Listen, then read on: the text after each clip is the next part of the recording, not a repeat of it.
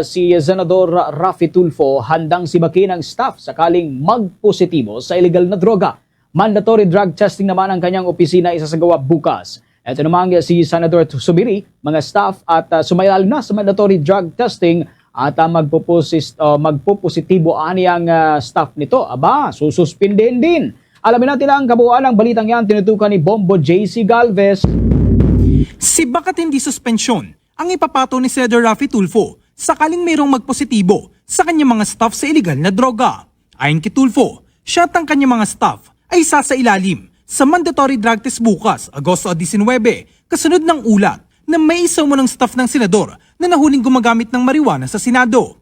Ngunit paglilinaw ng senador kung ang magpopositibo ay magpaparehab at gagaling, mananatiling bukas ang kanyang opisina para muling tanggapin ito. Samantala, kung may senador namang magpositibo, bahala na raw ang Ethics Committee na magsagawa ng paglilitis. Dagdag pa ni Tulfo, hindi lamang dapat sa mga empleyado ng Senado isinasagawa ang drug testing, kundi sa lahat ng kawani ng gobyerno. Siba. No ifs, no buts, no exception. Kahit na sino pa yung pag nag-positive, tanggal. Bakit pa suspend sa rehab? Itanggalin na lang. Yung pag nagpa-rehab siya on her or his own, and then magaling na siya, pwede kong tanggapin ulit. Wala na suspension, tanggal agad. As a matter of fact, I already told my staff, my COS, na tomorrow magpadala dito ng taga-PDEA and pwedeng mag-witness yung mga taga-media. Lahat, starting from me, hanggang down, hanggang sa janitor ko, magpapadrug test kami. Nasurpresa rin umano siya sa ulat na may gumamit ng marijuana sa loob mismo ng Senado. Anya, tila walang respeto sa institusyon dahil ang Senado ang nagsisiyasat sa katiwalian. Ngunit dito rin mismo nagaganap ang irregularidad. I was kasi bakit dito pa sila, kung sino man mga yon, o isang tao ba yun, o ilang tao, bakit dito pa sila magmariwana sa Senado? Parang wala namang respeto. Diba?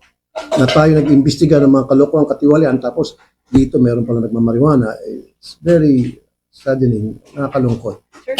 Samantala, inanunsyo ni Senador Juan Miguel Zubiri na sususpindihin at bibigyan ng pagkakataon na mag-rehabilitate ang sinumang staff niya na magpopositibo sa illegal na droga. Alam ko naman may due process, diba? So,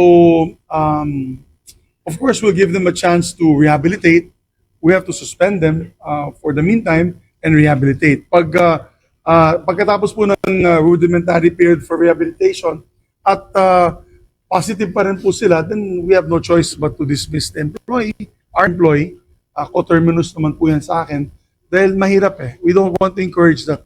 In the workforce, sa labas, sa private sector, kailangan talaga mag-rehabilitate or else matatanggal po sila sa trabaho nila. Git pa ni Zubiri, kung may magpositibong senador, nararapat din itong bigyan ng pagkakataon na mag-rehabilitate at hindi dapat ituring na parang kriminal.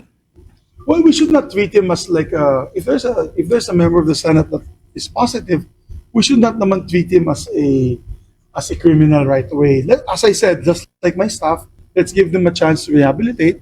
Tao din po naman sila. At after that, hopefully magbagong buhay na at mawawala na sa droga. Handa rin naman siya kung may magpupositibo sa kanyang mga staff, ngunit nilinaw niyang hindi niya papangalanan ang mga ito upang maprotektahan ang kanilang privacy. At least once a year. At least once a year. Well, hindi naman, basta as long as hindi po namin ilalabas yung mga positive.